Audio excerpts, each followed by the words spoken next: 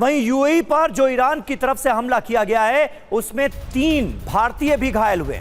Fujairah plant में जो missile attack हुआ वहां पर 3 भारतीयों के घायल होने की भी खबर है और हमारे विदेश मंत्रालय की तरफ से इस पर रिएक्ट किया गया है। फुजैरा प्लांट पर हमला स्वीकार नहीं है, यह कहा है विदेश मंत्रालय ने। सभी पक्षों से शांति की अपील की गई है। पश्चिम एशिया में शांति के प्रयासों का भारत समर्थन करता है, यह कहा गया है।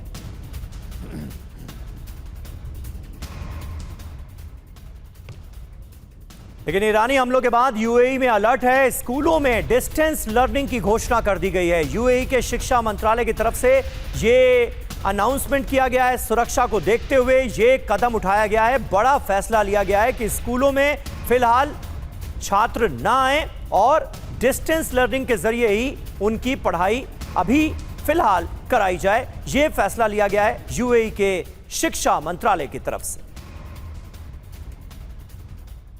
और इस बीच अमेरिका में भी गुस्सा बढ़ता नजर आ रहा है। यूएस सीनेटर लिंडसे ग्राहम ने ईरानी हमले की निंदा की है।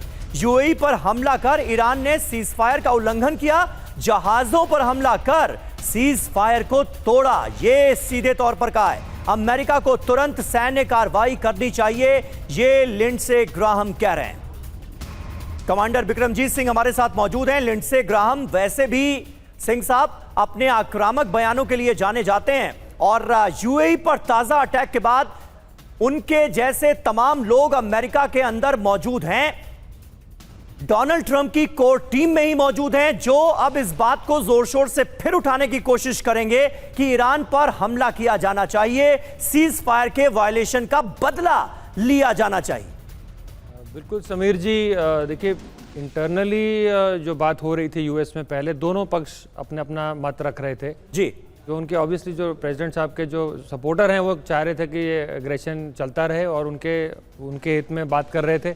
लेकिन ऐसे भी कई एक परसेंटेज ऑफ पॉपुलेशन है जो इसके अगेंस्ट थी। काफ़ी सारे कांग्रेसमैन ये भी कह रहे थे कि जो कुछ भी अभी तक हुआ है वो अनकॉन्स्टिट्यूशनल हुआ है, कॉन्स्टिट्यूशनली प्रोसीजर पूरा फॉलो नहीं किया गया है। तो दोनों साइड के मत, जैसे आपको पता है डेमोक्रेसी में रहते हैं, वो भी रहते हैं। लेकिन हालांकि अभी थोड़ी देर पहले अभी चैनल पे ही देख रहे थे कि प्रेसिडेंट ट्रंप ने खुद ही नकारा है कि हमारी वॉरशिप पे कोई हमला नहीं हुआ है।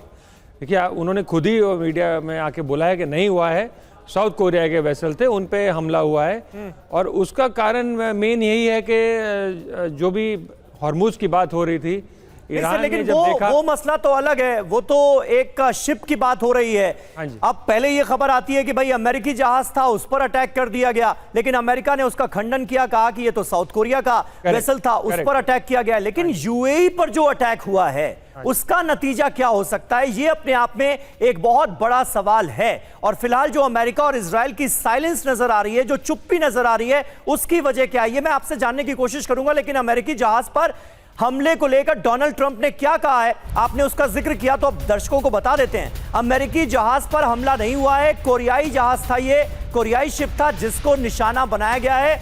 अमेरिका के किसी जहाज को नुकसान नहीं पहुंचा है। ईरान की 7 छोटी बोट्स को हमने मार गिराया है। यही है वो पोस्ट जिसका सिंह साहब अभी जिक्र कर रहे थे। डोनाल्ड ट्रंप की तरफ से यह स्टेटमेंट जारी किया गया है, यह सोशल मीडिया पोस्ट जिसमें वो नकार रहे हैं कि किसी अमेरिकी जहाज पर ईरान ने हमला किया है।